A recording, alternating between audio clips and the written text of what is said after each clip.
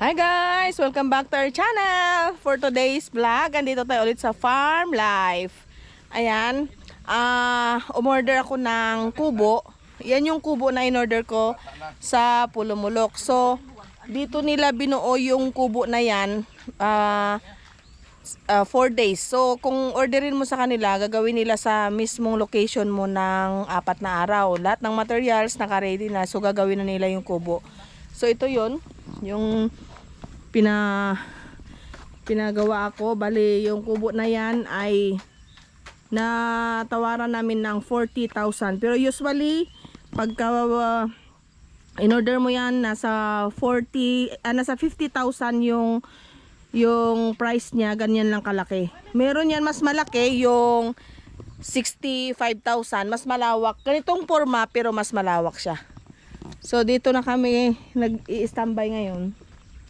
Yan, lilinisin pa namin yung paligid para dito na kami mag-classify ng aming mga gulay ng talong.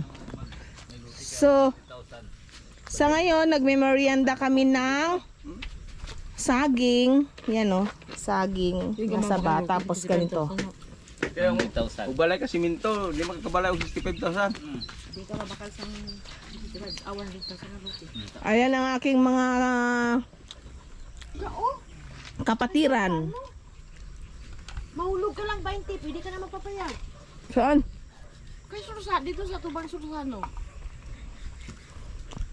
90,000 kaya to.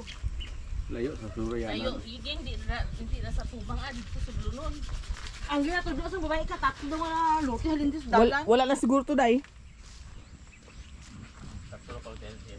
Halin sa dalan. So guys, itong ating kalabasa, bablog ko lang sandali yung aking kalabasa dahil sa Sunday magpipiking na sila. So hindi ko maaabutan dahil ako ay uuwi muna ng Manila. So ito yung ipipiking na nila sa Sunday. Ito yung bunga. Ayun guys, oh. Yan. Yan. Tapos ito.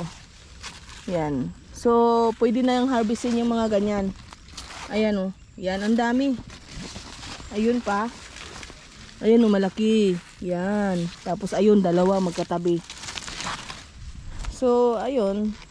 Hindi ko maaabutan itong kalabasa. Ayan.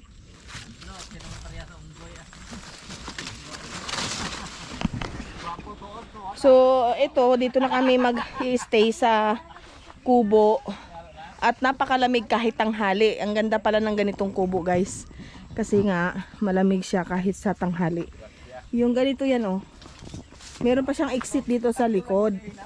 So, pwede nating dagdagan dito ng extension para magiging kitchen.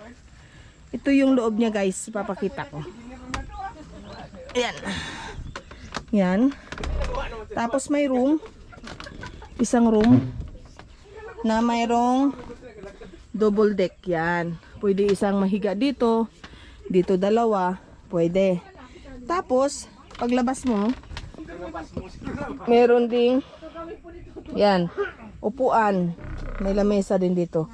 Tapos ito yung pinakasala niya. May lamesa din dyan. Yan. So sa ngayon makalat pa. Kasi nga, ngayon lang kami lumipat dito, guys. Ngayon lang, kahapon lang talaga ito natapos. So, ngayon lang namin na puntahan at tambayan ngayong araw. So, paglabas mo dito sa bandang likod, ito yung matatanaw mo sa yung paligid. Yan. Ayan. Puro mais, gulay, puro kahoy ang iyong makikita sa iyong paligid. So, dito, nagpagawa rin ako ng CR. Dito banda yung magiging CR. Ito yung magiging CR.